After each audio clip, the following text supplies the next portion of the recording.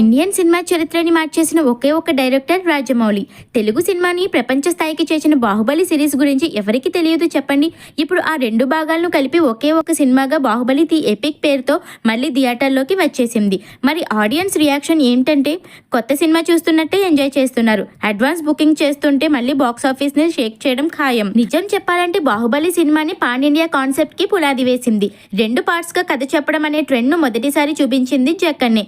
ఆ తర్వాత కేజీఎఫ్, పుష్ప, పొన్నియిన్ సెల్వన్ వరకు అందరూ అదే దారిలో నడిచారు.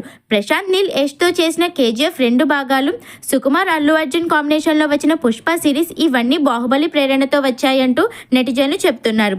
ఇంతవరకు కాపీ కొట్టిన వాళ్ళలో హిట్లు కొట్టిన వాళ్ళు ఉన్నారు, ఫెయిల్ అయిన వాళ్ళు ఉన్నారు. పెద్ద కాపు, ఈగల్, స్కంద లాంటివి ఇదే ఫార్ములాతో ఫెయిల్ అయ్యాయి. ఇక ఇప్పుడు జక్కన్న మాత్రం మళ్ళీ కొత్త ప్రయోగం చేశాడు. 2 భాగాలను కలిపి ఒకే సినిమా రూపంలో ప్రేక్షకుల ముందుకు తీసుకువచ్చారు. అదే బాహుబలి ది ఎపిక్. ఇదే ట్రెండ్ భవిష్యత్తులో ఇండియన్ సినిమాకి కొత్త దిశ చూపుతోందన్నమాట. అయితే ఇక టాక్ మొదలైంది. కేజీఎఫ్ మరియు పుష్ప సినిమాలు కూడా ఇలాగే ఒకే పార్ట్గా రిలీజ్ చేయబోతున్నారేమో అన్నది. చూడాలి మరి జక్కన్న మొదలుపెట్టిన ఈ కొత్త ట్రెండ్ ని ఎవరెవరు ఫాలో అవుతారో.